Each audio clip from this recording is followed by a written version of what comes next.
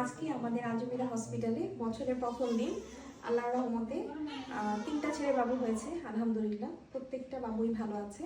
সাধারণত মেয়ে বাবু বেশি হয়, কিন্তু 2026-এর শুরুতেই ছেলে দিয়ে শুরু হলো, এবং 25-এর শেষ যে বাবুটা হয়েছে মানে 31শে ডিসেম্বর, সেটাও ছেলে বাবু হয়েছে।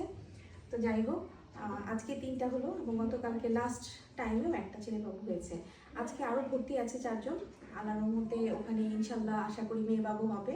কারণ আমার কাছে মনে হয় সব বাচ্চাই রহমত, আল্লাহর রহমত, কিন্তু মেয়ে বাবু আসলে হলে আমার মনে হয় বেশি রহমত। আর আমারও খুব ভালো লাগে মেয়ে বাবু। তো যাই হোক, প্রতিটা বাবুই আসলে সুন্দর, নিষ্পাপ। প্রত্যেকটা বাচ্চার জন্যই একটা কথাই থাকবে যে নতুন বছরে ওদের জন্ম হলো, মানে 1 তারিখে, জানুয়ারির 1 তারিখে।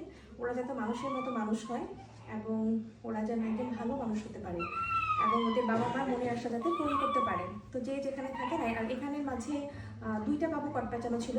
একটা বাবু হচ্ছে ডাবল কট পেঁচানো ছিল, আর একটা সিঙ্গেল কট পেঁচানো ছিল, যাক আলহামদুলিল্লাহ। আর আরেকটা বাবু যে এসেছে উনি দেলদুয়ার থেকে, উনি আসলে আসতে দেরি করে ফেলেছিল। বাচ্চার মাথা কিন্তু অনেকক্ষণ আটকে ছিল, এই জন্য দেখা যায় বাচ্চা কান্না করতে দেরি করেছে। যাই হোক, এখন ভালো আছে বাবু, আল্লাহর রহমতে। যে বাবুটা খুবই ভালো আছে, রেসপন্স ভালো, কিন্তু অনেকক্ষণ পরে কান্না করেছে। আর সবগুলো বাবুই কিন্তু, সবগুলো 3টা বাবু আছে, 2টা বাবুই কিন্তু আগে আগে হয়েছে, ডেটের আগে।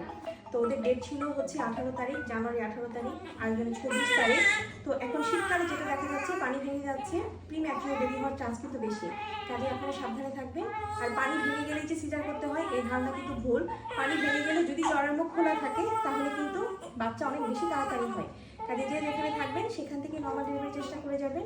আমাদের আলজমিরা হসপিটালের জন্য নতুন বছরে নতুনভাবে দোয়া করবেন, বেশি বেশি করে দোয়া করবেন, যাতে এইভাবে একের পর এক সুস্থ নর্মাল ডেলিভারি হয়।